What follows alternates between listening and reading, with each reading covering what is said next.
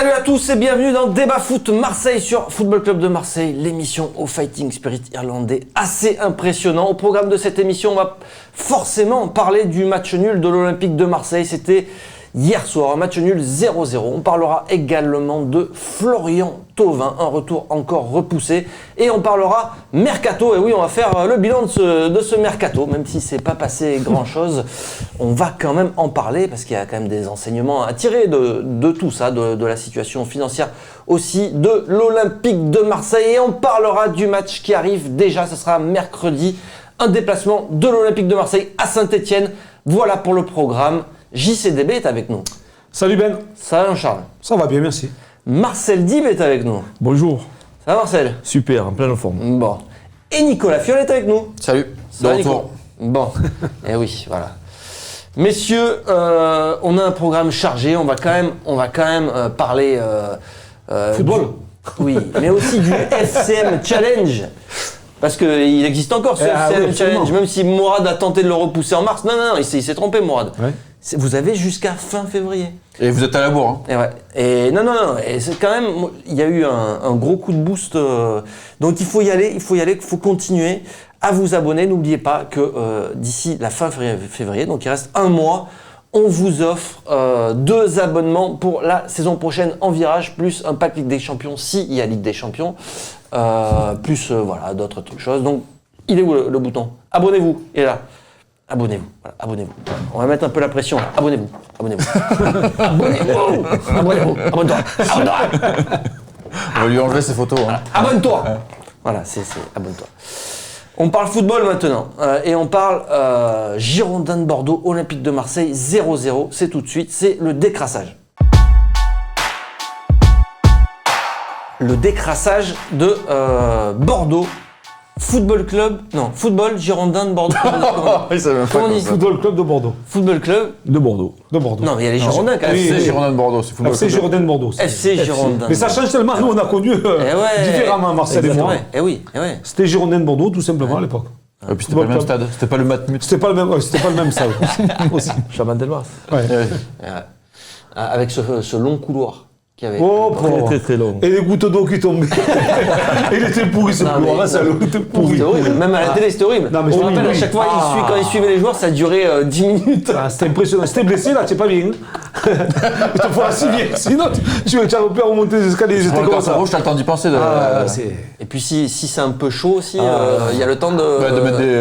Tu avais le temps de mettre des gifles. C'est vrai. Ah là, c'était impressionnant. C'était une autre époque. Et là, une autre époque, mais toujours pas de victoire.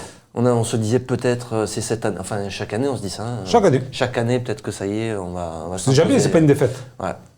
C'est souvent des matchs nuls d'ailleurs. C'est souvent des matchs nuls. Bon, allez, l'analyse à froid. Jean-Charles, qu'est-ce que tu retiens de ce match de l'Olympique de Marseille?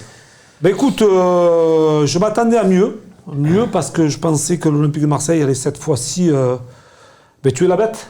Les Girondins de Bordeaux, ça n'a pas été le cas. On a vu un match pas grandiose, un match avec de l'engagement, notamment en première mi-temps, où ça a quand même été d'un but à l'autre assez rapidement. Puis après, ça s'est redescendu une demi-heure. Voilà, une demi-heure, c'est redescendu un petit peu en tension. On a eu Steve Mandanda qui a pu faire aussi quelques arrêts déterminants et qui a sauvé un petit peu la baraque juste avant de rentrer au vestiaire. Sinon, pas grand-chose qui me permettait de voir l'avenir un peu plus rose, quoi. Et surtout de ramener ces 3 points des Girondins de Bordeaux qu'on attend depuis 42 ans. Ouais. Donc voilà, une équipe qui est sereine, je veux dire sereine mais très soudée sur tout ça, et qui n'a pas encaissé de but et qui reste toujours à la seconde place. C'est quand même intéressant, même s'il n'y a pas victoire, mais il n'y a pas défaite derrière. Ouais. Donc voilà, un groupe qui est là, bien présent, même dans des situations délicates, difficiles, et qui répondent aux attentes du coach aussi, donc, et des supporters. Donc voilà, maintenant, on attend de voir les prochaines rencontres qui arrivent et surtout de vite récupérer des points. Marcel, comment tu les as trouvés, toi, les Marseillais, hier J'ai trouvé que l'état d'esprit était là. Après, le niveau technique était quand même assez faible. C'est clair. Des deux côtés, hein. On a vu quand même un match très très très moyen. C'est vrai qu'on attendait un peu plus pour essayer enfin de gagner ce match. Le coach était très ambitieux pour pour la victoire. Et bon, à l'arrivée, je veux dire, à la fin du match, on s'en sort bien, hein, parce que c'est un super arrêt. Et si on regarde le classement, c'est un bon résultat. Ouais. Un bon point qui peut servir. qui peut servir. Ouais. J'ai l'impression qu'on va s'accrocher maintenant beaucoup à ça, à la partie comptable des choses jusqu'à la fin de. Non, tu le vois un peu comme ça? Oui. Une équipe de Marseille aussi qui prend peut-être de moins en moins de risques, on a vu dans le jeu. Je crois qu'on n'a pas le choix. Hein. Maintenant, il faut regarder qui on a derrière qui peut être dangereux. Je crois que Lyon a vraiment décroché. Il reste Lille, il reste Rennes, mais c'est quand même un championnat assez faible. Et même Rennes et Lille perdent encore des matchs. Donc il faudra regarder surtout les points, ils vont compter de plus en plus. Nico, comment tu as trouvé l'Olympique de Marseille? Pas bon. Ouais. Pas bon, inquiétant, parce qu'il n'y a pas de jeu depuis le début de l'année, en 2020. Il n'y en avait pas beaucoup avant, mais il y avait un gros pressing. Là, on ne voit même pas un pressing coordonné, donc ça c'est inquiétant. Après, Bordeaux, ils ont fait 30 minutes de leur vie, parce que c'est leur match de leur vie. Ils n'ont que ça à jouer, de toute façon. Ils sont dans le ventre mou du championnat, ils ne jouent rien. Ils ont joué 30 minutes avec un gros pressing, ils ont embêté l'OM. Depréville a fait le match de sa vie, est tombé 10 fois dans le match, comme d'habitude. Au final, ils étaient contents. Ils ont fait un beau clapping avec leurs supporters, alors qu'ils ont fait un 0-0, quand même, somme toute assez minable des deux côtés. C'était un match triste, affiche de Canal+, même Stéphane Guy qui essaie de vendre du bonheur, il n'y en a pas. Même lui, il était un peu blasé. C'est pour dire le niveau de jeu de ce match. Et au final, tu aurais même pu le voler, ce match, parce que Radonjic, quand il rentre, il a 2 énormes occasions. Payet, il fait un geste. En fait, plus le match avançait, plus moi je me disais, mais finalement, on va peut-être le gagner, ce match. Physiquement, ils ont calé. On va le plier, quoi. Ils ont calé physiquement Bordeaux en seconde mi-temps. Et Marseille était encore bien physiquement. Et Radonjic, vu qu'il joue tout seul, il aurait pu marquer ce but qui te fait gagner le match. Finalement, Costil a fait 2 bonnes parades. Au final, tu t'en sors bien parce que tu as eu une barre contre toi. Il y a eu 2 gros arrêts de Mandanda et un but refusé. Là, juste 2 mots sur cette action-là. Voilà, on est supporter marseillais, mais moi, je ne comprends plus rien à cet arbitrage. La règle, elle est débile. Mais non, c'est la nouvelle règle. Main dans la surface, peu importe comment. Ouais. Pourquoi elle est débile? Parce que je trouve ça débile.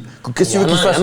Oui, d'accord, mais il fait un contrôle, il n'est pas comme ça. Il est en train de sauter comme ça touche sa main. Il ne fait pas exprès. Il m'en fout qu'il fasse exprès. Il cède avec son bras. Il cède pas. Ça va trop vite. Il ne peut pas céder. La main alliée il est comme ça, le mec. Non. Attends, t'as vu l'action? Mandanda, il dévie la balle, il a la lutte, etc. Il fait même pas un geste pour essayer de toucher le ballon. Moi, je trouve que cette règle de main, peu importe comment on la siffle, je trouve ça débile. Et la VAR, on a perdu 10 minutes pour rien. Je veux dire, la main, tu la vois. Non, pas eu but. D'accord, mais la main.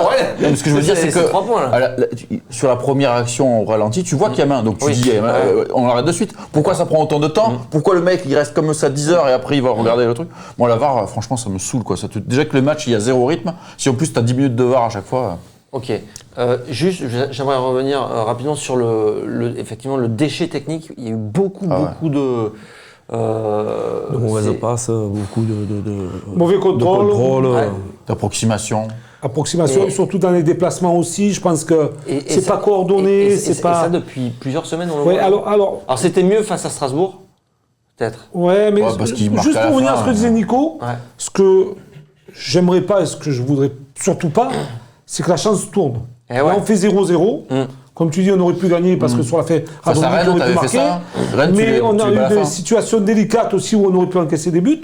Si maintenant on n'arrive pas à se créer l'occasion qui peut surprendre l'adversaire et te donner ce petit plus, ou peut-être cette petite chance de ramener les 3 points, si ça va dans le sens inverse, ça va compliquer les choses. Mais tu as parce que le football, c'est souvent ça. Marcel va certainement t'en parler, mais le football, si le grain de chance que tu as peut te permettre de graspiller certains points dans certains endroits. Ce qu'a fait Rennes ce week-end.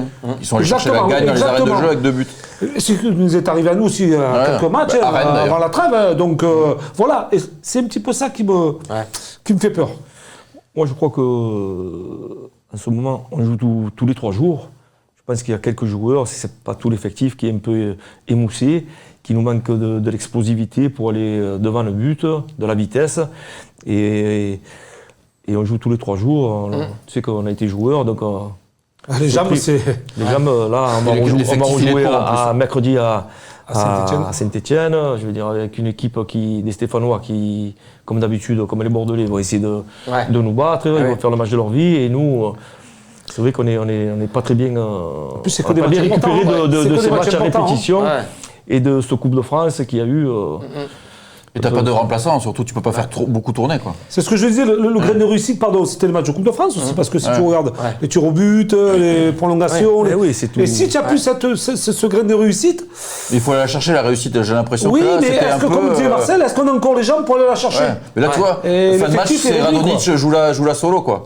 Ça, on le sait. C'est pas- Non, mais d'accord. Mais je veux dire, si c'est ça le plan de jeu, c'est un peu léger. Villas-Boas, c'est sûr qu'il n'a pas à sa disposition énormément de solutions, Non, mais notamment pléthorique, pour faire rentrer devant. Non, mais Ben, avec ces mêmes Alors, joueurs-là, juste, tu proposais autre chose quand même. On avance avec le fait du match. Toi, tu as parlé peut-être de la VAR. Moi, ça m'a saoulé, mais c'est pas mon fait du match. C'était pour aller plus vite. Je me disais peut-être qu'on va en... Moi, je pense fait que, du match. Est-ce que tu as un fait du match? je pense que l'arrêt de Steve, là, juste avant la mi-temps, là, Ah ouais, carrément. je pense que ça... Parce que si tu rentres avec un but... que Bordeaux marque juste avant la mi-temps, à 2-3 minutes de la mi-temps, est-ce qu'on est capable de relever la tête, de reprendre cette confiance et Parce qu'elle surtout passe pas loin. la dynamique? Il la touche et elle passe pas loin du poteau. Je pense que voilà, le fait du match est là. Marcel, tu as un autre fait de match? Oui, sur l'occasion de notre Croate. Eh oui. Parce que Payet, il lui donne un super ballon. Peut-être Serbe, qu'il était dans un angle fermé. Il est Non, Serbe, Croate. Ouais, Serbe, non. Serbe, Il- Serbe. Serbe, Ouais, Serbe, Serbe. pardon, excusez-moi. On sait plus où on en est. Radonjic. Le Oui, non, Yougoslave, le- quoi, non, le- c'est ça le Croate, Le Croate, c'est le Bordelais. c'est Tchaï Tatsar. Voilà.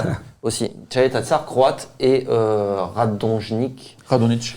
Radonjic, serbe. Serbe. Voilà, son occasion. Oui, donc il a une super occasion, mais bon, il est un peu décalé sur la droite. Et Dommage qu'il n'a pas croisé. est-ce que c'est pas l'occasion, elle est pas encore plus grande sur la deuxième frappe? Parce qu'elle est plus vicieuse encore. Quand il rentre côté gauche et qu'il la met ras de terre, là. Pas la première où il tape premier poteau. Celle-là, elle est encore plus dangereuse, j'ai l'impression. Sa frappe, elle est vraiment vicieuse. Après, on a une occasion sur une corner, là, que le ballon est renvoyé dans le 18. Je ne me rappelle plus qui c'est qui frappe. pas Rongier Rongier, je C'est crois. Rongier qui Rongier, il est quand même... On est habitué, Rongier. Mais il Je la sais met pas au-dessus, quand est-ce qu'on marque, s'il cadre, il y a but. Hein, c'est une Vous bonne l'avez vu occasion. la stat ou pas? Vous l'avez vu la stat sur Rongier qui est passé? Il y avait un petit bandeau pendant le match. Il a une c'est stat. C'est le joueur de Ligue 1 qui a frappé le plus au but sans avoir marqué. En Ligue 1. Ça, on le dit depuis un petit moment. Et on le dit depuis un an. Ça va venir. J'espère pour lui, parce qu'il lui manque que ça, ce joueur. À Nantes, il marque régulièrement, chaque année, il marquait des buts, quoi. Ouais. Mais c'est un syndrome. Hein. Sanson aussi, il a le même. Hein. Donc le problème, c'est que tu as deux joueurs avec le même syndrome. Hein. Ouais. Ton fait de match? Je vais le faire rapide. Moi, c'est le deuxième arrêt de Mandanda sur la tête de Pablo, là. Ah ouais. Parce que là aussi, là, il te le marque à ce moment-là, je pense que c'est fini. Et il va te la sortir avec rebond, elle est vraiment pas facile à aller chercher. Là, tu vois que Mandanda, il est quand même bien chaud cette année. Allez, man and merguez of the match, on commence par man of the match. Quel est ton on peut homme continuer Hein? On peut continuer sur ce que je viens de dire. Ouais, je pense qu'on peut mettre. Ça va être vite vu, hein. Steve Mandanda, hein, je pense Mandanda, que. Et je mettrais Khaled Tassar aussi. Parce que je pense que, notamment dans la première période, il était coupé sur les côtés. Il a fait une connerie. Il a ratissé. Oui, mais bon. D'entrée de jeu, l'espèce de tac sur Depréville, là, Oui, il oui, ne maîtrise pas. Ah, oui. Et Oui, c'est où vrai. il prend jaune. Et d'ailleurs, il sera suspendu face à Lyon. Alors, ouais. Et pourquoi Khaled Tassar aussi? Parce que je trouve qu'Alvaro était en dedans. C'est vrai. Par rapport aux autres rencontres, il marque un petit peu le pas et Khaled Tassar a été l'homme de la défense en fait dans cette rencontre. Et bien sûr, Steve Mandanda qui pour moi Qui revient à son niveau qu'il a été international. international. Là, il a vraiment le niveau. C'est incroyable quand même le niveau qu'il affiche cette saison. Est-ce qu'au final, c'est pas même le meilleur joueur tout court depuis le début de la saison de Mandanda?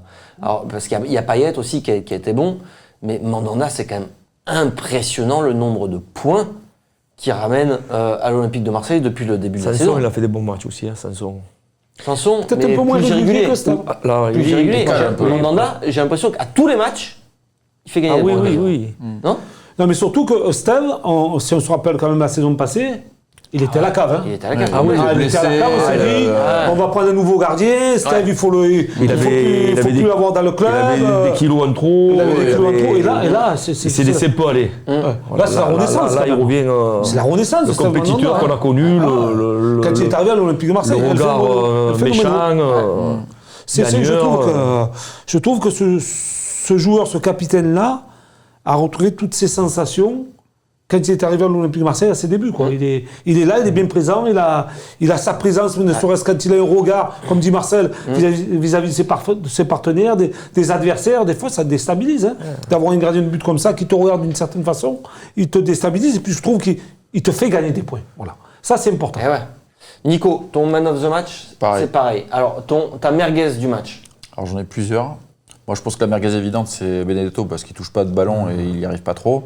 Mais moi j'ai envie de donner la merguez à Payet parce que Payet il fait 7 passes clés hier. Donc c'est encore le seul joueur qui déclenche quelque chose. Mais je suis désolé, mis à part la passe pour Radonjic, le reste il a tout foiré.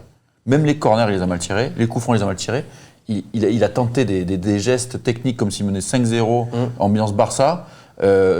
Payet dépendance, mais c'est Payet niveau dépendance. Il faut qu'il ait le niveau, parce que si sur le terrain, à faire ce qu'il a fait hier, tu vas pas y arriver. Hein. Ouais. Parce que trop de déchets, trop de ballons perdus, trop de gestes compliqués, joue plus simple. Quoi. Payet, c'est vrai qu'on le voit direct. Hein. Quand il est dans un bon jour, un mauvais jour, au bout de 5 minutes, t'as compris en fait. Mais en fait, vous avez une autre merguez ? Moi, Benedetto quand même, parce que là, il marque quand même le pas depuis un bon moment. Il a été blessé, il reprend, on le trouve pas, il est moins disponible, il frappe moins au but, il se crée pas beaucoup d'occasions. Il n'existe plus beaucoup. C'est pas l'attaquant qu'on a vu en début de saison, quoi. Le peu de ballons qu'il touchait en début de saison, c'était ou cadré ou but. Mais comment on peut l'expliquer ça Mauvaise passe. Non mais de ne plus le voir dans les matchs. En fait, il devient invisible comme Germain était devenu invisible à une époque, comme les autres attaquants étaient devenus invisibles. Devant, c'est difficile, il n'y a pas beaucoup de ballons, c'est pour ça qu'il est sur le côté et là il est inefficace. Il décroche trop, on n'arrive pas à le trouver et c'est là qu'il... Il perd un petit peu confiance aussi. On manque de vitesse, d'explosivité au milieu et pour essayer de trouver rapidement les attaquants. Et là on joue...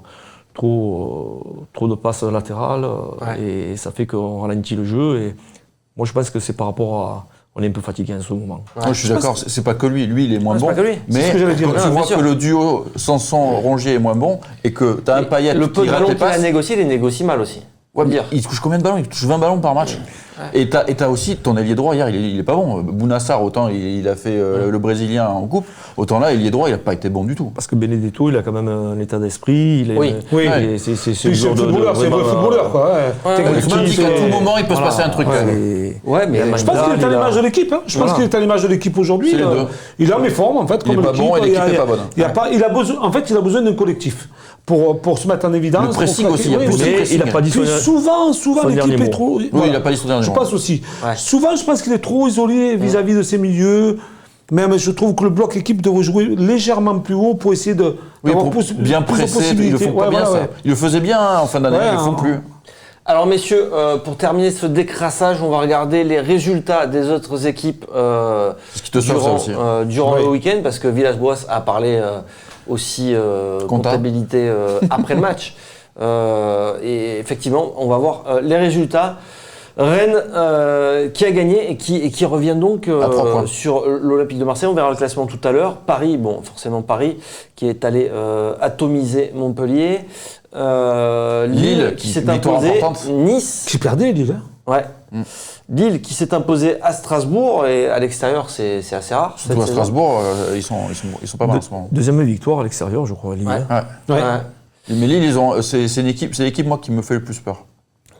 Et enfin, victoire de Nice et grosse défaite face à Lyon, Nice, et grosse défaite de l'AS Saint-Etienne. Voilà, pour les résultats. Lyon, messieurs, Lyon qui perd et du coup au classement qui on a le classement, on peut voir le classement on peut-être. Va voir du coup le classement. Allez, l'Olympique de Marseille n'a plus que 3 points d'avance sur Rennes. Est-ce que les autres, tous les autres ont soit perdu, soit fait match nul. Donc avec les autres, non, il y a Lille qui a gagné. Les deux plus proches ont gagné quand même.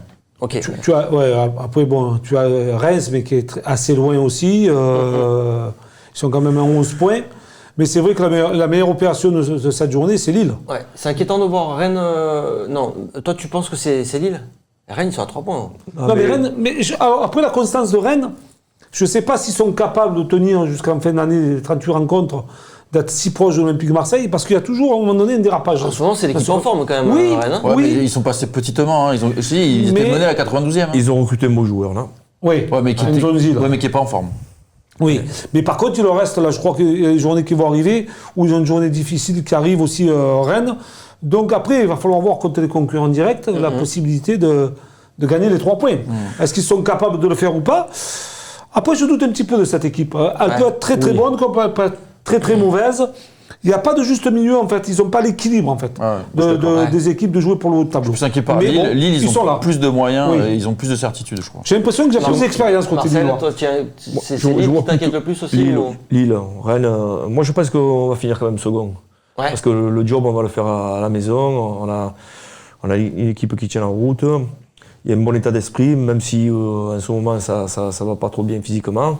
Mais le championnat, il est quand même assez faible. Je vois Rennes et Lille se faire accrocher sur des matchs. Là, on joue Lille dans 15 jours. Hein. Mais il y a Lille-Rennes mardi, là. Oui. Et il y a Lille-Rennes. C'est pour ça que je te dis. Là, moi, je pense que les 2 journées qui arrivent, là, ça peut être assez décisif pour nous. Ouais. Parce que nous, points, on va à Saint-Etienne, et Saint-Etienne n'est pas dans les meilleures conditions possibles aussi. Et puis, on reçoit Toulouse. Ouais. Donc, nous, on peut grappiller encore 3 points, là, sur ce coup-là. Ce qu'il faudrait quand Là, même... si tu fais 2 victoires, Ouais, t'es pas mal. je pense que tu es pas peux mal. aborder le déplacement à Lille derrière plus sereinement, quoi. Et Lyon va jouer à Paris le week-end prochain. Ouais, mais donc, c'est vrai que ces 3 prochaines rencontres, elles sont quand même... C'est capital. Capitales Ah ouais, pour l'Olympique de Marseille. Hein. Le déplacement à Saint-Etienne et le déplacement à Lille, il peut... après Lille, tu sauras déjà où t'en es. coûter cher. Après, petit mot sur Lyon, là, parce que t'avais commencé là-dessus. On voit encore que Rudy Garcia, dès qu'un gros match arrive, patatras. Hein. C'est la fameuse expression des années 80 que tu aimes bien. Non, mais là, ils étaient sur une belle dynamique de victoire, mais dans le jeu, c'était pauvre. Ouais, et là, premier gros match important, parce qu'ils ont gagné en Coupe de France face à Nice. Ils les jouent en championnat, et là, ils pouvaient un peu se rapprocher encore en gagnant. Bam, ils perdent le match, comme par hasard. Là, ils perdent de gros. Là, ils perdent de gros. Ils sont en 11 points maintenant. Parce qu'ils commençaient peut-être à rêver d'une remontée. Et... ça leur fait mal, ça. c'est le coup dur. Ils ont pris un coup derrière la tête. Là. Ouais, un coup derrière la tête, mais tu peux pas toujours jouer avec la chance, avoir l'auréole sur toi et te dire, tiens, le petit grain de réussite. Ça dure un temps, ça, comme Saint-Etienne. Ça dure un temps, et puis après, tu passes à la cave et tu te fais décrocher. Allez messieurs, on va s'arrêter là pour ce long décrassage et on va passer au Paris FCM. C'est tout de suite, c'est les paris.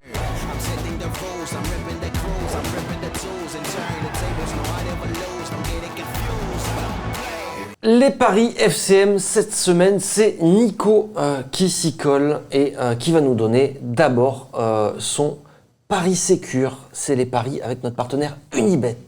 Les paris sécures, c'est toujours sur le match de l'OM. Donc là, c'est mercredi soir, l'OM va à Saint-Etienne. Donc pour affronter Saint-Etienne. Et donc, qu'est-ce que j'ai joué? Je me souviens plus. Non mais tu rigoles ou quoi? Non. Marseille ne perd pas. Ne perd pas, c'est ça. C'est nul ou victoire de l'OM. Hein? Ça paye pas beaucoup, mais... Non, ça paye pas beaucoup, non. Ah ouais, mais c'est un pari sécure. Ouais, c'est un pari sécure. Quoi, tu vois Saint-Etienne gagner? Non, mais bon. Qu'est-ce que tu penses? Tu penses que... Moi, je pense que l'Olympique de Marseille va gagner. Sincèrement. Ouais. Ah, tu penses que l'OM va gagner 40 ans? Moi, je pense qu'ils vont s'imposer. J'ai hésité avec ça, mais je me suis dit... Franchement, alors... Après, l'OM, ils sont inquiétants quand même en termes de jeu en ce moment. Ouais. Et Saint-Etienne, ils sont pas inquiétants? Si, mais bon... c'est pour ça que ça peut faire match nul. C'est... Oh, oui. Tu restes sur 2-0-0. Il reste oui, d'accord. Bon, on fera l'avant-match après, mais c'est vrai qu'il reste aussi sur une grosse claque. Donc, une grosse claque, une grosse défaite. Peut-être qu'il va y avoir cette réaction. Bon allez, on passe tout de suite au Paris Paris En foot. connaissant, excuse-moi, en connaissant Claude Puel, on a joué 8 ans ensemble. Il va les motiver. On s'attend à un match difficile. Un gros match de Saint-Etienne, avec un état d'esprit. Moi, je vois un nul. Est-ce que tu penses qu'il a les joueurs avec les ans? Parce que lui, on peut dire qu'il a des joueurs très jeunes et des joueurs assez vieux. Et il a battu Lyon, son premier match. Oui, mais c'est le derby. C'est le derby. On fait l'avant-match après. Le Paris fou. Alors, Paris fou, là, je m'en souviens de celui-là. Super. Parce qu'il est vraiment fou. Enfin, il est précis, donc c'est compliqué. C'est Saint-Etienne qui mène 1-0 à la mi-temps et l'OM qui gagne le match 2-1. Et la cote est de 26. Donc là, c'est grosse cote. C'est grosse cote, mais... Ah ouais, t'es bien. Tu pars en voyage. Allez, le combiné du week-end, c'est les matchs. 3 matchs, Les concurrents de l'Olympique de Marseille. Les concurrents plus ou moins. Donc Lille-Rennes, là, c'est vraiment les deux concurrents parce que c'est les poursuivants. Donc là, je joue la victoire de Lille à domicile parce que j'ai toujours des petits doutes sur Rennes et Lille à domicile, c'est quand même très solide. Donc ça, je pense que c'est pas mal et ça paye pas trop mal. Après, Monaco-Angers, Monaco, ils sont hyper décevants. Malgré le changement de coach, ils n'y arrivent toujours pas. Et Angers, c'est toujours très solide, encore plus à l'extérieur. Donc là, je joue le nul. Avec une cote de 3,55. Ah ouais, ça paye. Hein. Ouais. Et enfin, Montpellier, je joue ce match-là parce que Paris, les cotes étaient vraiment faibles et Lyon aussi. Je joue Montpellier à domicile. Et pour le coup, tu nous as choisi une super cote, 1,67. Mais c'est largement au-dessus des 1,30 de Paris ou de Lyon. Donc c'est ça qui est intéressant, tu vois. Montpellier, chez eux, ils sont aussi intraitables. Donc ça me paraît cohérent. Cote total boosté chez Unimet, 12. Messieurs, voilà, si vous nous suivez, la cote est à 12 et on s'arrête là. Le Paris Sécure, tu sais, chaque semaine, c'est quoi le Paris Sécure? Penalty pour Lyon, allez. Et on passe tout de suite au gros débat de la semaine. Ça concerne Florian Thauvin et c'est pas une bonne nouvelle parce que son retour risque d'être encore repoussé. Alors, pourquoi on en parle? Repoussé ou retardé? Ouais, retardé, repoussé. Bon, plutôt retardé. Je pense. Repoussé. Alors, Villas-Boas en a parlé en tout cas. Et c'est pour ça celui qui va être bien retardé. Ouais. C'est l'entraîneur de l'Olympique de Marseille qui a expliqué les choses en conférence de presse. Alors je vais vous lire sa déclaration, en tout cas une partie de sa déclaration, parce qu'il a longuement il y est revenu même. Évoqué. Alors, je cite, « On n'a pas de bonnes nouvelles, le chirurgien n'est pas d'accord avec nous. Il veut être plus patient et préventif. Nous, on voulait accélérer. On ne pourra pas compter sur lui avant début mars. C'est une défaite pour moi et pour le chirurgien.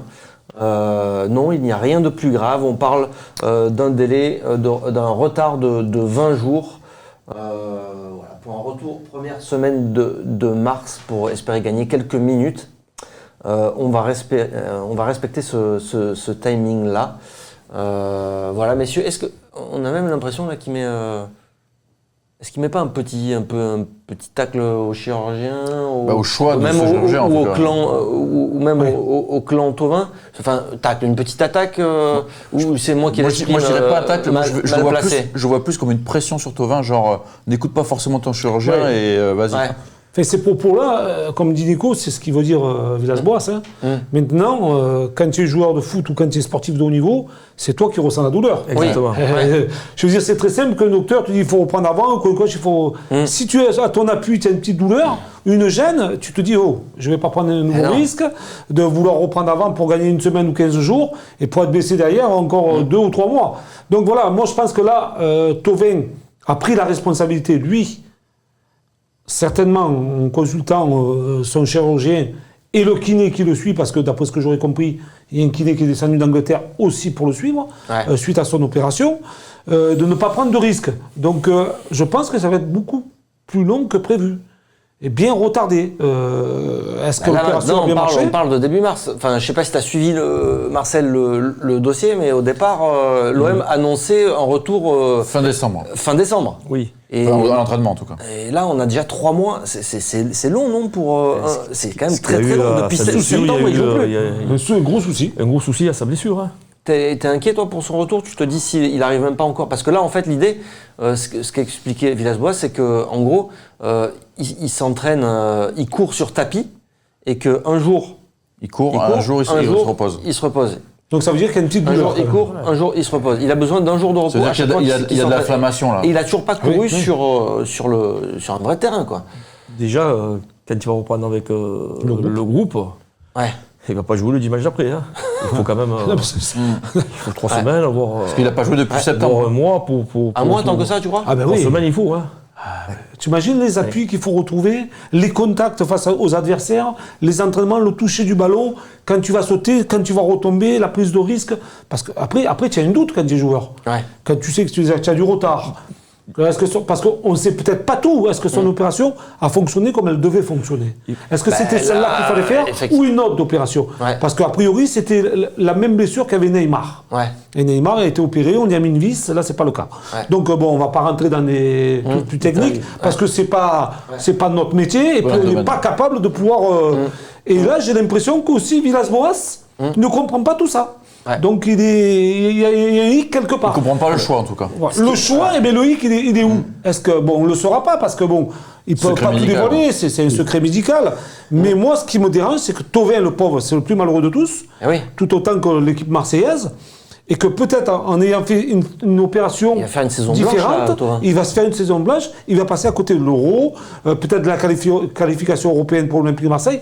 Et dans la tête d'un joueur comme Thauvin, ça joue aussi, quoi. Déjà, il faut qu'il reprenne avec le préparateur physique, déjà sur un terrain. Déjà, ce sera déjà le premier pas. Un premier pas. Pour le moment, il est toujours en train de faire son... Sur un tapis, Sur un tapis, c'est dans une salle de muscu. Mais c'est pas là, c'est sur le terrain qu'il va voir si ça va mieux. Au niveau des sensations et tout. Il y a tellement de paramètres. Quand tu es sportif de haut niveau, il y a tellement de paramètres. Quand tu rentres dans un contexte de réalité, de jeu, de contact, les gestes sont pas les mêmes. Là, tu fais juste tomber, sur un tes tapis. appuis. Il fait juste un seul mouvement. C'est-à-dire que quand tu cours sur un tapis, au niveau des chevilles, quand tu tapes, dès que tu sens qu'il y a un petit truc, et là. Non mais là, ça fait combien de temps? Souvenez-vous, il s'est blessé pendant les matchs de préparation. Il a rejoué quelques minutes fin août. Et après, il s'est fait opérer. Mais du coup, ça fait combien de mois? Ça fait 8 mois qu'il n'a pas joué. Moi, je serais le coach, je ne compterais pas sur lui. Mais c'est ce que vous avez comprendre. Après, sur la surprise de siffle le dernier mois, ça sera du bonus. Justement, est-ce qu'il peut y avoir des conséquences assez lourdes pour l'Olympique de Marseille si jamais... Pour moi, c'est un gros problème. Parce que là, l'effectif, il est court, on le sait depuis le début. Villas-Boas, il a plus ou moins gueulé pour pas qu'on lui enlève des mecs en plus. Parce que c'était court, et il espérait sur le retour de Thauvin. Il avait dit, au départ, là, il avait dit mi-février. Ça fait un moment qu'ils disent mi-février, première minute de compétition. Donc là, ça s'est repoussé, on ne sait pas jusqu'à quand. Ça veut dire que son joker, qui aurait pu lui apporter l'allant offensif dont manque cruellement l'équipe en ce moment, mais aussi encore une solution, hop, ça disparaît. C'est-à-dire que pas de recrutement. C'était un peu comme un recrutement, Thauvin. Et ça disparaît. Et là, ils vont enchaîner les matchs tous les 3 jours. Ça aurait pas fait de mal qu'à partir de mi-février, il a un mec en plus et il l'aura pas. Et surtout qu'on cherche un joueur côté droit. Et ça aurait pu amener un second souffle à cette équipe aussi. Un joueur qui est dangereux, qui est craint par les défenses et il va pas l'avoir. J'aurais été le président et pour le mois de janvier, j'aurais cherché un attaquant à se faire prêter. Le problème, c'est qu'ils ont tellement pas d'argent que... Ouais, mais bon, sur un prêt, tu peux faire... c'est un salaire à payer, quoi. Pour 4-5 mois, pour essayer d'accrocher la deuxième place. C'est très important. Il y a tellement de paramètres pour Thauvin. Si on n'a pas les moyens pour faire ça, Mais ça fait peur, oui. Les moyens, il n'y a pas de problème. Il a raison, Marcel. C'est vrai que, bon... Là, je pense qu'en voyant cette situation et en sachant qu'il y avait quelques difficultés, peut-être se mettre à la recherche d'un prêt. C'est surtout d'un prêt.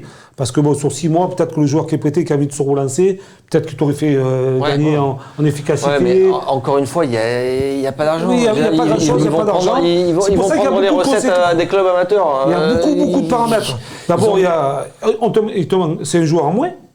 Oui, c'est un joueur sur qui tu comptais t'appuyer sur la fin de saison. Un joueur décisif. Décisif, qui a marqué depuis jusqu'à présent, ils ont fait 100. 40 buts. Ils ont fait 100 lui jusqu'à présent. Oui, mais aujourd'hui, peut-être qu'on en a besoin. Un peu plus pour relancer la machine. Il y a 3 mois derrière. Après, il y a aussi la période de l'Euro, où lui ne pourra pas la jouer. Oui. Et il y aura aussi la période des transferts. C'est-à-dire que Thauvin blessé, c'est plus de vente. Et plus qu'un an de contrat. Et plus qu'un an de contrat, c'est plus de vente. Ouais. Pour le club, peut-être qu'il comptait là-dessus aussi pour se renflouer. Pas que le club. Pour lui et pour le club, pour se dire, tiens, la vente de Thauvin, c'est peut-être la meilleure vente qu'on pourra faire d'ici la fin de l'année. Et là, ça pose un gros problème. Ça se resserre, les taux se resserrent sur Thauvin, mais aussi sur la période de transfert. On peut se dire que le chirurgien anglais, il doit avoir la pression quand même. Oui, parce qu'il a quand même demandé la pression de Thauvin, la pression du club, là, ça doit être tendu pour lui. Surtout qu'à Marseille... On est connu aussi pour avoir de grands chirurgiens à Marseille depuis des... ce choix-là, c'est vrai qu'on a du mal à le comprendre. Qu'est-ce qu'il a C'est peut-être pour ça aussi que Villas-Boas a légèrement les... Oui, parce qu'il y a des tensions. On sent qu'il y a une tension. Il le dit clairement. Les ganglions. Il dit c'est un échec pour le chirurgien. C'est un échec pour le chirurgien. Donc il le tacle directement. C'est un échec pour le chirurgien. Il tacle aussi du coup le choix de Thauvin. C'est qu'il y a quelque chose qui se trame en dessous quand même. Il y a des désaccords, clairement. Vous craignez une saison blanche ou pas? C'est pas possible, exclure. C'est pas exclure. C'est-à-dire qu'ils reviennent même pas. Moi, sincèrement, en tant qu'ancien, moi, je crains le pire, entre guillemets, je touche du bois parce que Thauvin, on l'adore. On espère qu'il va reprendre le plus rapidement possible, qu'il va nous aider. C'est un super joueur qui retrouve sa place en équipe de France, qui part à l'Euro. Mais il reste 4 mois. J'ai des doutes. J'ai des doutes là. Le propos de Villas-Boas, il a repris, il s'arrête, il faut un temps de récupération entre chaque entraînement. C'est dur ça. S'il reprend au mois de mars, début mars, il va faire quoi Marseille? Il va jouer 15 jours. S'il reprend le. Non, mais c'est la vérité. Il va faire les 7-8 derniers matchs, mais bon. Et encore. Ouais. Et ce qui me fait peur, ce qui me fait peur, c'est que tu vois un mec comme Memphis Depay qui s'est fait les croisés là, il y a 3 semaines, il fait déjà du tapis. Oui, mais il jouera pas. Non, d'accord, je veux pas dire qu'il va jouer tout de suite. Mais pour te dire, Thauvin, ça fait 8 mois et il fait encore du tapis. Il n'a pas encore couru sur de l'herbe.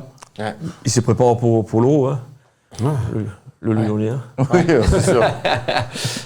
Juste, pour rebondir sur ce qu'a dit Jean-Charles, sur l'avenir de Thauvin et sur les conséquences financières, il a raison de parler de ça. Parce que ça, on a un club à l'agonie financièrement. Si en plus. Ton meilleur joueur est blessé. Ton meilleur joueur, tu peux même pas le vendre, et qu'il décide de partir, lui, libre, dans un an. C'est ce que j'allais te dire. C'est que lui, il peut encore, il peut encore y gagner. On va le vendre en décembre. Mais s'il est blessé, il va revenir. J'espère pour lui, j'espère franchement, et pour nous aussi. C'est encore plus grave ce qu'on pense. Marcel, tu crois que Thauvin, à 6 mois de la fin de son contrat, il va accepter de partir, alors qu'il peut prendre une grosse prime à la signature 6 mois après. Oui, mais et puis, le club le fera. À quel prix? Est-ce que ça vous fait pas penser, par exemple, à un autre joueur qui était dans le clan Bernès? C'est un Lyonnais. Fekir. Notre ami Fekir. Qui était proche de signer pour 60 millions d'euros à Liverpool. On sait qu'il a eu des pépins physiques de genoux et que son genou n'est jamais vraiment. Il est jamais revenu. Il est jamais revenu. Il est parti au Betis. Il est parti pour combien? De toute façon, tu peux tout 15 millions supposer. Ou alors de prolonger Thauvin d'un an. Ils peuvent pas. Ils peuvent pas. Comme le meilleur, il n'y a plus d'argent. Et le salaire que Thauvin a. Qu'est-ce qu'on va faire Moi, je pense qu'ils sont. Ça va être compliqué. Il y a des champions. Dans une issue compliquée. Non, mais sincèrement, tu peux aussi prendre le risque de le brader, mais un peu moins l'été prochain, même s'il n'a pas beaucoup joué. Est-ce qu'il y a des clubs qui seraient capables de prendre un joueur blessé? Non, mais s'il est plus blessé. S'il est plus blessé, s'il joue 2 matchs. S'il est plus blessé, tu vas faire un jackpot. Si, voilà. Oui, tu le fais. Mais s'il joue 2 matchs en fin de saison, il sera plus blessé. Tu peux voir le pire comme le meilleur. S'il est plus blessé, tu vas le vendre. Mais exactement. S'il est blessé, c'est comme tu fais une Fekir. Tu vas à un club, genre le Betis, allez, 15 millions. Mais s'il joue que 2 matchs, t'auras toujours un doute quand même. Parce que là. Les gens ils vont attendre plus que 2 matchs pour savoir s'il est plus blessé. Les gros clubs qui veulent mettre de l'argent, probablement qu'ils vont faire des tests physiques comme ils ont fait à Liverpool.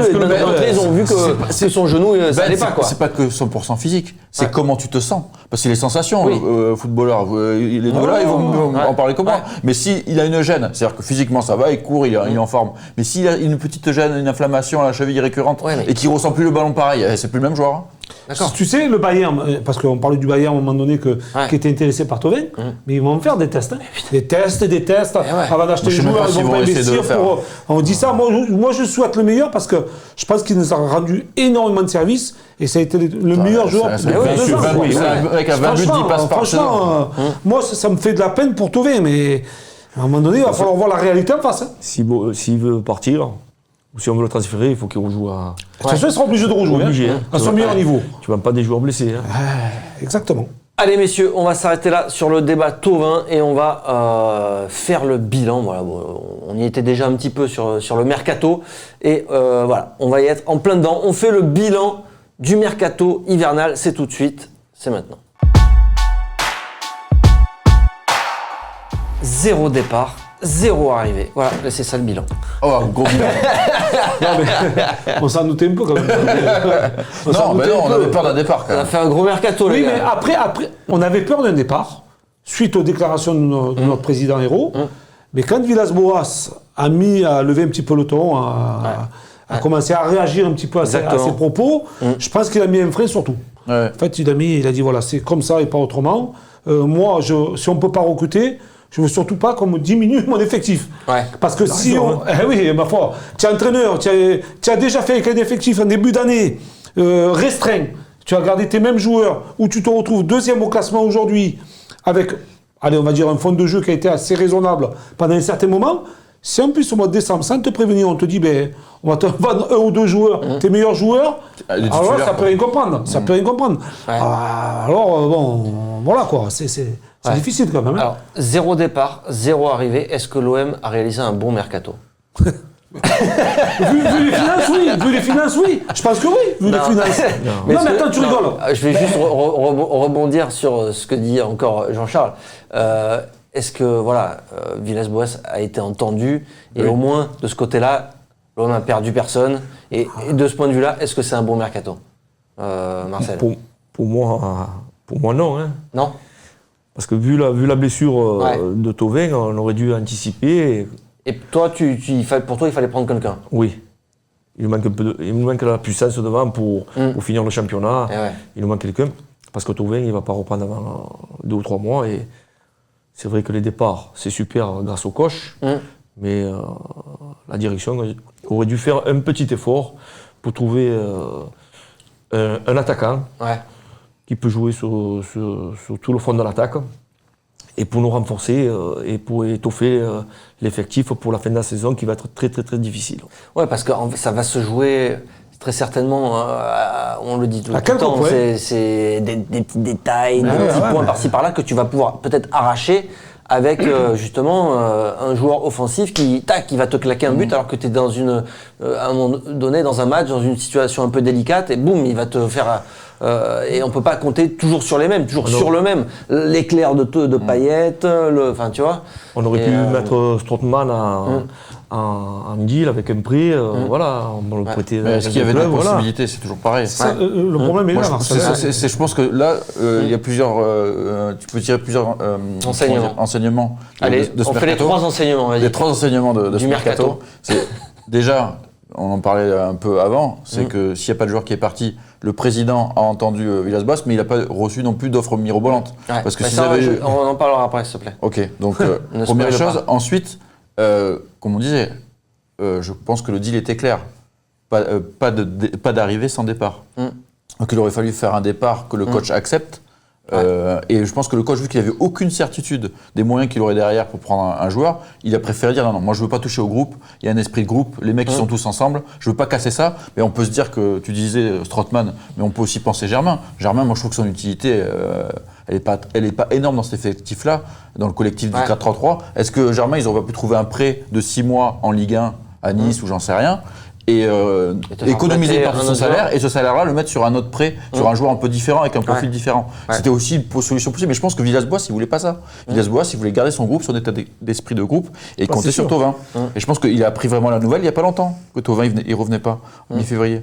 Et je pense que c'est un problème pour lui. Comment lui il peut l'apprendre là alors que nous on le savait depuis le mois de novembre? Mais il savait qu'il y avait des incertitudes. Mais il y avait un plan. Non, mais tu vois, il est au courant. On s'était pas trompé, malheureusement. Mais Ben, nous, on avait des informations, etc. Lui, il avait des informations. Il les a aussi, sinon. Non, mais d'accord. Mais je pense que quand il disait en début janvier, première minute, mi-février, c'est le planning qu'ils avaient établi vraiment. Et là, le chirurgien a dit non, bon, on va y aller plus mollo et ce sera plutôt début mars. Je pense que ça, c'est une réalité, c'est pas un mensonge. Et je pense que là, il est déçu parce que ça lui complique la suite. Mais il savait qu'il y avait un risque. Et ce risque-là, il savait qu'il y avait un risque. Il savait qu'il y avait vraiment. Non, mais il savait qu'il y avait zéro marge de manœuvre financière. Il sait que le club, il est exempt. On a vu que Mourad, il a sorti un dossier. L'info, là, ils ont promulgué les comptes. C'est 91 millions d'euros de déficit la saison dernière. 91 millions d'euros. Ils n'ont pas un radis. Donc McCourt, il ne va pas remettre d'argent. Donc là, ils sont comme ça. Le problème, c'est que tu ne peux même pas prendre un prêt. C'est vrai que nous, on disait le prêt, mais tu ne peux même pas le payer, le prêt. Sauf si tu disais Nico, c'est vrai, des joueurs que tu essaies de stabiliser ta masse salariale comme ça. Si tu n'augmentais pas ta masse salariale, je pense que tu pouvais le faire. Mais le problème, c'est que personne ne le voulait. Personne ne le veut. Qui prend le salaire de... Certic, on va revenir sur le pauvre Certic. On va pas parler de son salaire, mais... Attends, on l'a invité à boire le champagne en fin de saison. Tu as trouvé un joueur en prêt à ce salaire-là, Marcel, et un bon quand même.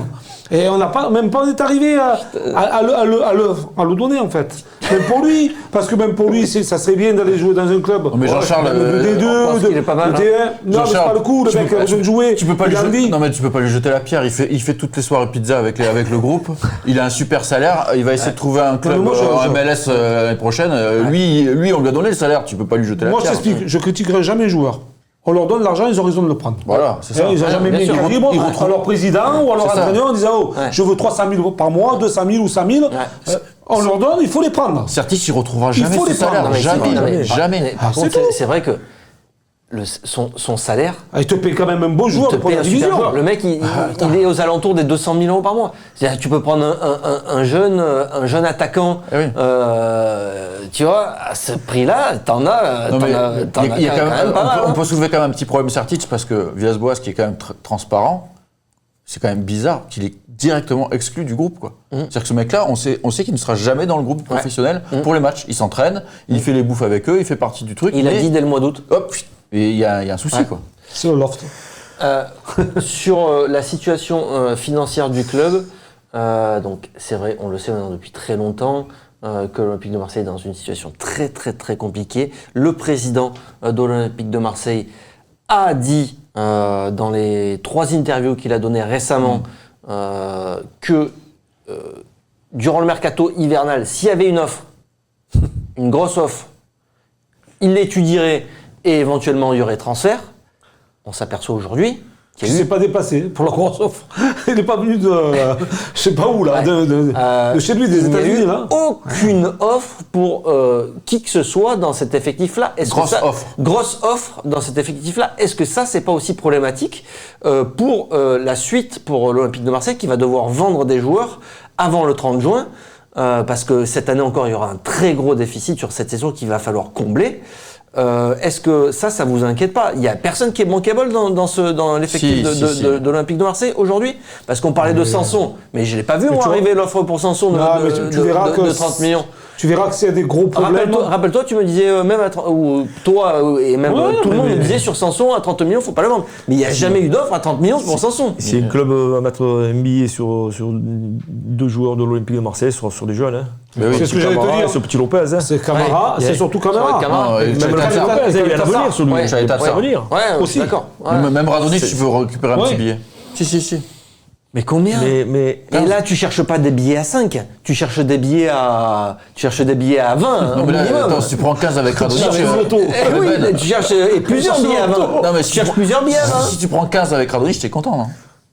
D'accord, mais après, il faut recruter un joueur derrière. Non, d'accord. On parle de départ, alors qu'à l'Olympique de Marseille, normalement, tu vises le championnat complet et que je pense qu'on va finir second. Je pensais qu'on allait parler des arrivées. T'imagines que heureusement que tu es deuxième, Salou. Heureusement que tu es deuxième. C'est malheureux. C'est malheureux, un club comme l'Olympique de Marseille, avec tout ce que ça représente, la ville, les Marseillais, toute la France. Le maillot. C'est important. Mythique, avec un état d'esprit hors du commun dans ce stade qui a une magie quand même. Et qu'on arrive à parler de ça, c'est dingue. Hein. C'est dingue. On fait une super saison. Enfin, une super saison, en tout cas. On est deuxième, on fait une bonne saison et on n'arrive même pas à profiter parce qu'on sait déjà que dans 6 mois, ça va être le. Moi, je me faire tirer sur tout le monde. Moi, j'y crois pas. C'est ça qui. T'y crois pas? J'y crois pas. J'y crois pas. Ça me semble trop gros. Ah ouais? C'est vrai? Ah oui. Mais pourtant, je peux t'assurer que. Ils sont dans la merde. Il y a des très. Non, mais le problème qu'il y a, c'est qu'ils ont mis de l'argent, mais ils l'ont tellement mal dépensé qu'ils se sont mis dans la merde tout seuls, quoi. C'est-à-dire que même la Ligue des Champions te permettra même pas de recruter une équipe, en gros, au-dessus. C'est inquiétant parce que contre Strasbourg, j'étais au match et quand on entend parler de tous les Marseillais, tout le monde, tout le public, tout ce qu'ils aiment l'OM, ils pensent à l'année prochaine, la Ligue des Champions, une équipe. Personne ne pense à ça qu'on parle. Mais la réalité, c'est que ça se trouve, ils vont vendre Chalet Tassar, ils vont vendre Camara, et qu'il n'y aura pas d'argent. Je pense que la réalité va vite nous rattraper, malheureusement, parce que nous aussi, on a envie d'une grosse équipe en Ligue des Champions. Et en plus, il faudra vendre. Mais juste coupe. Ça fait combien d'années qu'on rêve d'un retour de l'Olympique de Marseille en Ligue des Champions? On attend tous ça, quoi. La dernière fois, c'était Bob et on avait fait malheureusement, ça va peut-être être gâché par... Contre Angers, combien de 55. Contre Strasbourg, combien? T'imagines 55. Il y avait un peu moins. 20 000. Ouais, 28. 30. Non, ils sont montés à 30. Et Nice-Lyon en coupe, combien? 10 000, 5 000. On est compte? À l'OM, 25 000. Selon la FP, c'était 50. C'est énorme. C'est énorme. Ah non, mais c'est ça. Non, mais là, bien sûr, il y a une Il est tout en plein depuis. C'est ça que je non, mais moi, moi, je pense qu'on perd. Je trouve pas qu'on perd un peu notre identité olympienne. Je pense qu'il n'y a pas une continuité. C'est le foot dans business, le travail. Charles. Oui, donc C'est ça triste, revient à ce que je te dis. mais c'est triste. Tu perds ton identité, tu perds entre guillemets de temps en temps ton public parce que tu te mets à dos ton public en disant des conneries. Ouais. Aussi, donc, En faisant des conneries. En faisant des conneries. Donc après, il faut rattraper la connerie pour faire revenir tout le monde. Et Dieu sait si ses supporters soutiennent l'Olympique de Marseille, comme vient de dire Marcel. Et à chaque fois, 55 000 personnes au stade. Peut-être que la fédération... Avec toutes les conneries qui s'est passées, quoi. Non, mais là-dessus, il faut dire qu'ils font un très très gros travail de communication. Et là-dessus, ils sont bons. Peut-être que la fin de la saison, ça dépend du classement si on finit second, peut-être que l'actionnaire va changer son fusil. Il est un peu coincé. Il va trouver des... Non, mais il est coincé. Le problème, c'est qu'avec le fair play financier, C'est il est le un peu fair play coincé. financier qui nous plombe, en fait. Ouais, si tu vends pas, si tu fais pas rentrer d'argent, et rentrer de l'argent comment je sais pas. Mais moi, le truc. Là, juste pour finir sur l'effectif, il faut avancer parce qu'on a l'avant-match aussi à faire. Non, mais sur l'effectif, le truc que je veux te dire 2 secondes, c'est que tout le monde sait que t'es pas bien financièrement, tout le monde sait que tu as besoin de Ils vendre. attendent tous. Donc c'est pas bon pour faire des bonnes affaires. C'est ça qui va être très compliqué. Il faut que tu vendes avant le 30 juin. Donc, vous voyez qui un Camara peut-être? Tatsar, Camara, c'est les deux. Si Thauvin est blessé, c'est les 2 joueurs qui peuvent te rapporter le plus d'argent. Tatsar, il est grand, il est solide, il est rapide, il a les pieds qui sont pas carrés. Non, mais c'est pas lui qui va te ramener un billet de 30 Non, mais il a le pied. De qui tu parles? Tatsar, 30 millions. Non, mais c'est on a payé 20 déjà. Donc je pense que c'est le joueur d'avenir. Non, mais d'accord. Il a le profil pour aller dans un grand club. On l'a payé 20. Donc après, il reste quand même Sanson et Rongier, qui sont quand même des joueurs assez talentueux. Après, tu peux pas vendre tout le monde, quoi. Non, mais tu m'en parles des joueurs potentiels à vendre. Non, mais là, je vais t'expliquer un truc. Parce que là, Sanson fait une grosse saison. C'est une offre pour Sanson. Oui, d'accord, bien sûr. Il l'amène. Et Sanson, même si c'est ton meilleur joueur, au milieu de terrain, tu vas pas vendre tout le monde, tu vas pas en vendre 5 d'un coup. Non, mais tu parles des joueurs. Ils vont déjà vendre tout ce qu'il y a à vendre pour rembourser. Tu peux vendre 15 millions. Voilà, c'est ça. Mais le problème, c'est que si t'en faut 60, 70, ou tu vois, il va falloir en vendre beaucoup. Bon, allez, on fera ce débat-là plus tard. Exactement, on va attendre. Je pense qu'on a déjà qualifié en Ligue des Champions. C'est bon, on va se concentrer déjà sur le bonheur de se qualifier pour Ligue des Champions, ça serait déjà bien. Sportif. Allez, messieurs, on parle du match AS Saint-Etienne, Olympique de Marseille. C'est déjà mercredi, c'est leur match, c'est maintenant. L'Olympique de Marseille qui va donc se déplacer à Saint-Etienne. Ça sera dès mercredi soir. Ça sera donc l'affiche de cette 23e journée de Ligue 1. Et puis voilà, on l'a vu tout à l'heure, une équipe de Saint-Etienne qui reste sur une défaite assez lourde. 3-1. Voilà, 3-1. Tu perdais 3-0. Hein. Ouais. Est-ce que vous craignez une réaction, tu le disais un petit peu tout à l'heure, de Saint-Etienne pour ce match-là? Ah oui, à 100%. En connaissant Claude Puel. C'est ce que j'allais dire. Comment il est Claude Puel, alors toi qui le connais bien? En plus, un gagneur. Et en plus, l'Olympique de Marseille, il n'aime pas trop ça, non? Mais c'est un gagneur. Comme il a toujours été sur le terrain. Comme sur le terrain, à l'entraînement, tout ça, il va motiver ses joueurs, il va les piquer. Parce que là, en ce moment, il prend beaucoup de claques, beaucoup de buts. Et il va essayer de faire le même coup contre Lyon, qu'ils ont battu 1-0, c'était, Richard. C'est quand il est arrivé, en fait. C'est un bon match. C'est quand il est arrivé. S'il avait le revanche sur Olas. Et là, il va y avoir le stade plein. Ouais, ça va être. Le Chaudron, là, il va bouillonner. Il va essayer de faire l'exploit.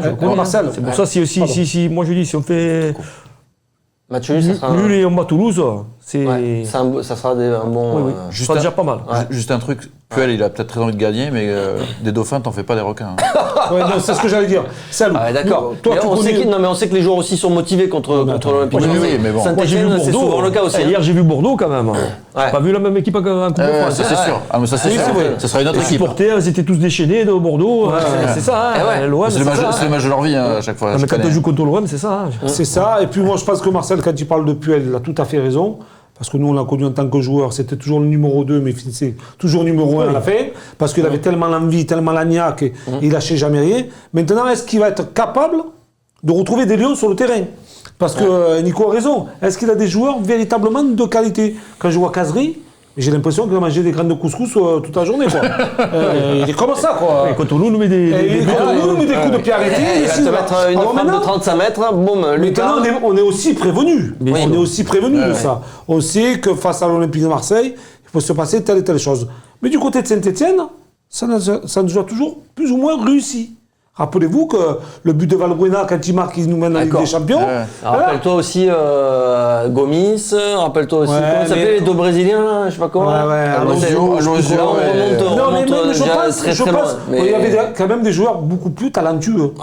Là, aujourd'hui, c'est la majorité des joueurs, c'est plus de 30, entre 30 et 35, et les autres, c'est de 17 à 20 ans. Donc il n'y a pas le juste milieu en fait. Parce que j'ai vu jouer Cabaye un peu hier aussi. Il est un peu la ramasse. Il y en a plein qui sont cramés quand même. Perret, il est cramé.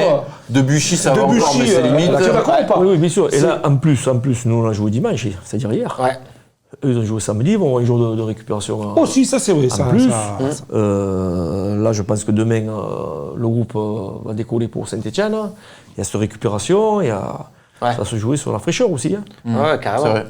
Moi, j'ai plus peur de l'OM que de Saint-Etienne, en fait. Mais en même temps, l'Olympique de Marseille, mais peur, c'est-à-dire de quel côté? Parce que l'Olympique de Marseille a aussi des garanties dans les solides. Voilà. Là, on a trouvé une équipe solide défensivement, ce qui encaisse plus trop de buts. Le problème, c'est qu'on a que plus. Non, mais ils sont solides, ils ont l'état d'esprit qu'il faut pour aller grappiller des points, mais on voit bien que l'animation offensive, déjà, elle n'était pas folle depuis l'arrivée de Villas-Boas, mais il y avait un pressing coordonné. On marquait des buts en récupérant des ballons très hauts, en harcelant l'adversaire. Et ça, même ça, ils n'arrivent plus à le faire. Il y a un problème au niveau offensif, même pour aller chercher l'adversaire. Parce que ça me fait un peu peur. On n'a pas les jambes. Tu ne peux pas faire un pressing s'il n'y a pas les jambes. Tu as raison, Marcel, toi qui étais un gros joueur de pressing, tu as harcelé constamment. Un gros volume de jeu. Tu sais très bien que si tu vas chercher seul, tu vas chasser seul. Et tu te fatigues pour rien. Tu te carbonises. Il faut pas le faire. Donc là, je pense à Rongier. Mais il a trop fait, moi, je trouve, face à Bordeaux. Il était tout seul, il continue à le faire. Ça ne suit pas de derrière et que Alvaro ou Caletassar ou peu importe, ça pousse pas de derrière, les lignes. Et Camara, il joue vachement bas. Ça va nous poser des problèmes. C'est pour ça qu'en début de match, je pense que le coach, il va bien attendre les Stéphanois, il va bien se mettre en place, attendre un peu comment ça se passe le déroulement des premières minutes pour entrer dans ce match au fur et à mesure et finir fort. Non, on sent de toute façon que là, Villas-Boas, il est aussi, on l'a dit 40 fois, mais il est en mode gestion. Il gère bien. Il gère les matchs. Heureusement qu'il les gère bien. Mais il gère aussi par rapport aux résultats qu'il y a eu avant. Je pense qu'il va faire quelques changements. Et là aussi, on va voir aussi, c'est le dernier match de la 23e journée. Non, c'est pas ça. Oui, c'est l'affiche. Donc ça sera le dernier match. Il connaîtra tous les résultats. Si ça se trouve, comme tu dis, le match nul, ça sera très très bien. Donc tu vas. Ça dépend des autres aussi. Mais je pense qu'il va faire tourner. C'est super. Il va faire tourner à certains postes. Puis psychologiquement, je pense qu'il a une préparation, il a une approche qui est quand même totalement différente. Il arrive à gérer quand même ce groupe. Et c'est important d'avoir le soutien de son entraîneur, de te mettre en confiance. Même quand toi, tu te sens un peu plus en dedans, footballistiquement, si tu as un coup de pompe ou quoi, lui, il arrive quand même à les rassurer, leur redonner encore un petit peu ce peps. Là, tu vois, cet aspect tactique, cet aspect d'aller chercher encore un petit peu plus loin par leur capacité. Et voilà, je pense que cet homme-là nous a beaucoup apporté quand on était en difficulté aussi. Et c'est une bonne chose. Mais c'est vrai qu'il manque cette fluidité du jeu devant et putain, ça manque de but, ça manque de but. Non, mais techniquement. Ça va revenir, c'est obligé. Quand les joueurs vont récupérer de tous ces matchs à répétition. Alors justement, est-ce qu'il faut faire tourner ou pas? Je pense qu'il va un peu faire tourner. Pas beaucoup, mais... Pas beaucoup. Qui tu fais tourner? Je pense qu'il va sortir Sakai, mettre Sarr latéral. Je pense qu'il peut hésiter à mettre un Strootman en relayeur. Pourquoi il sortirait Sakai? Parce que Sakai n'est pas très bon en ce moment et que Sarr est nul comme ailier. Donc je pense qu'il peut faire ce choix-là. Il faut le mettre latéral droit, Sarr. Oui, c'est ça. Moi, je pense que les postes qu'il va hésiter, de toute façon, c'est pas compliqué.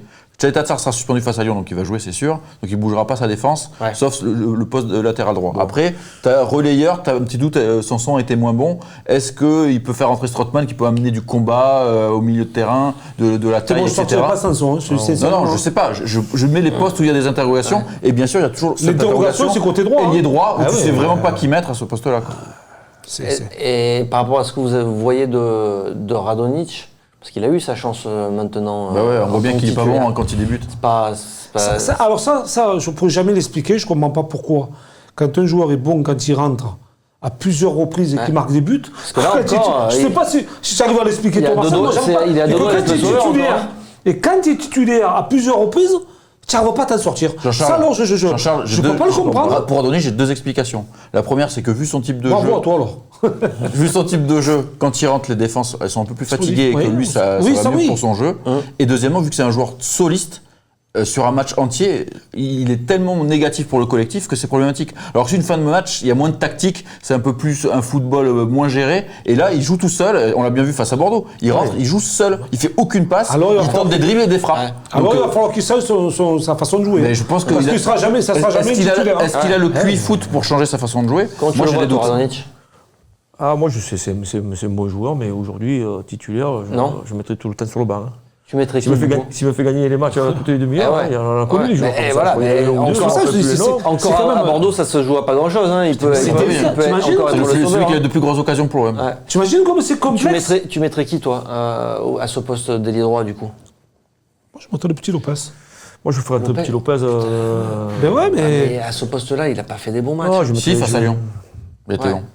C'est le seul match où il était bon. Là, c'est un gros match, c'est pas bien. De toute façon, les choix, il n'y en a pas 40. T'as Germain, Sarr, Radonjic et éventuellement le jeune Ake. Je renforce le milieu, je mets 4 milieux, je laisse Benedetto et Payet un peu plus de Moi, je suis de ton avis, moi. Je renforce le milieu avec... tu peux faire ça. Voilà. Moi, je suis d'avis de Marcel. Strootman, Sanson, le petit Rongier et le petit Lopez, voilà, 4 milieux. Là, tu fais solide, quoi. Tu fais 4-4-2, quoi. 4-4-2. Mais il joue jamais un 4-4-2. Il joue jamais un 4-4-2. C'est rarissime. Ça se joue à un joueur qui bouge de poste. En fait, je pense qu'il a peur. Quand tu regardes, c'est 4-1-4-1, il joue Villas-Boas en vrai. Oui.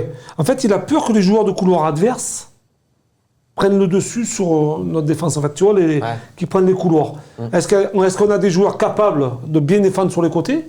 C'est encore problématique, ça. Parce qu'en jouant en 4-4-2, il faut que les gars sur les côtés couvrent quand même assez bien, tu vois. À ma vie, ça va en ce moment. Il est bon, il a été bon. Non, mais à ma vie, et même Payet, je trouve qu'il a défendu plus que d'habitude. Les joueurs que tu mets, après, c'est l'animation que tu mets dans les jeux. Ça, je suis d'accord. Ça, je suis d'accord. C'est pour ça que moi, je suis pour. C'est surtout après, quand tu défends, comme tu te positionnes en 4-4-2, tu vois, c'est ça. Mais après, quand tu es offensif, voilà, tu perds mieux. C'est lié aux caractéristiques, ça bouge. C'est des joueurs que tu mets aussi. C'est des joueurs d'expérience qui peuvent te faire le... C'est pour ça que je suis pour un milieu en losange, tu vois, et un joueur comme Payet, électron libre, juste derrière Benedetto. Tu vois, ça permettrait déjà de donner une autre vision de jeu à Payet, d'être libre, d'avoir moins de tâches défensives, mais surtout d'avoir un milieu en losange. Tu mets qui à la pointe du losange? Pointe haute, tu mets Lopez. Mais si on parle du petit Lopez, tu peux jouer le petit Lopez, tu peux jouer Sanson juste derrière, mettre le petit Lopez sur le côté droit, tu mets Rongier sur le côté gauche, et tu mets Camara dans la récupération. Mais il le fera jamais. C'est de l'imagination. Non, mais on parle de 4-4-2. Il est sur son système. C'est pour ça que je te dis, il ne changera pas. Il ne change pas. Après, concrètement, sur son système en 4-3-3, tu as aussi, comme tu disais, le petit Ake, ou tu as aussi. Moi, j'aimerais bien le voir. Ou tu as aussi Kawi qui peut jouer. Aussi, ouais. Parce qu'on va rencontrer quand même une équipe de Saint-Etienne, même si Claude qu'on connaît, il va les motiver, il va faire ce qu'il faut dans le vestiaire et tout, au public et tout. Mais on va rencontrer quand même une équipe qui a pris un coup de bambou encore. Te blesser quand même. Un peu fébrile, gardien de but aussi, une équipe qui doute. Nous, on ne doute pas. Non, c'est vrai. Nous, on ne doute pas. Nous, il manque un peu de fraîcheur, mais on est en confiance. Le match, on l'a pas perdu à Bordeaux, on l'a fait nul. La difficulté, c'est toi qui l'as. Le Périgord 0, on l'a fait du match, c'est pas pareil. Tu prends le coup Oui, tu as sur 14 matchs sans défaite quand même. Tu es solide, tu as l'état d'esprit, tu as quand même quelque chose. Oui, il y a ça, c'est vrai. Il manque que les buts. Attends, juste un petit mot sur Saint-Etienne. Et on s'arrête là. Quand Puel est arrivé, ils ont fait une belle série de victoires, mais c'était vraiment des petites victoires. Et là, on voit que ça a basculé de l'autre côté. Et cet effectif-là, comme tu disais, c'est beaucoup de jeunes et beaucoup de mecs sur le retour. Des mecs qui étaient en échec. Les Cabaye, les Debuchy, tout ça, ils étaient en échec quand ils sont arrivés à Saint-Etienne. Ils n'y arrivent pas trop non plus. Allez messieurs, merci beaucoup. On va s'arrêter là. Merci beaucoup Marcel. Tu reviens quand tu veux. C'est un plaisir. Voilà. C'était un plaisir pour nous aussi. Merci Jean-Charles. Merci Nico. Merci Ryan aussi qui est derrière.